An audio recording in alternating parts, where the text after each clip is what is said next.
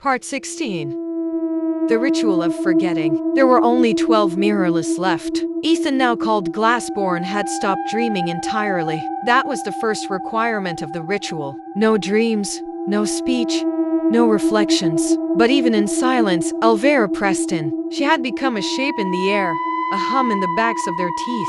When people spoke out loud, even nonsense, sometimes the syllables fell into rhythm, and the name would emerge again, whispered by the walls, echoed in the chest cavity. Dr. Darcy had designed something called the Name Severance Protocol, a hybrid of neuroscience and ancient ritual logic.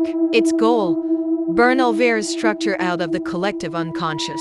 To do this, they had to collect unspoken memories, moments the mind remembers, but has never been verbalized. Feed those into the dome of unnaming, a sealed, soundless chamber, wrapped in lead and unpolished black cloth. Place inside it one host who had seen her, survived her, and refused to speak. Ethan volunteered. He entered the dome at dusk. Inside, absolute silence.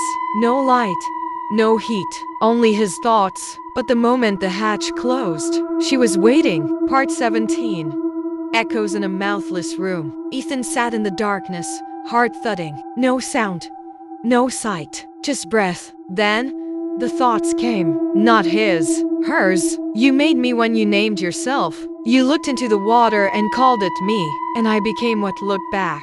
Ethan's mind flickered. Memories poured in, not his own. A child, locked in a mirrorless room, screaming into polished stone. A cult, chanting backward names into silver, hoping to bottle a soul. A girl buried alive, her last breath sealed inside obsidian. Her final word was never heard. I am that final word, she said, the one no one heard. The silence between reflections, the scream between syllables. Ethan clenched his jaw. He tried to forget, to not think. But even the act of not thinking creates shapes. Shapes she could wear. Suddenly, the black cloth inside the dome rippled. It wasn't supposed to move. It began to lift as if someone beneath it was standing up. But Ethan hadn't moved.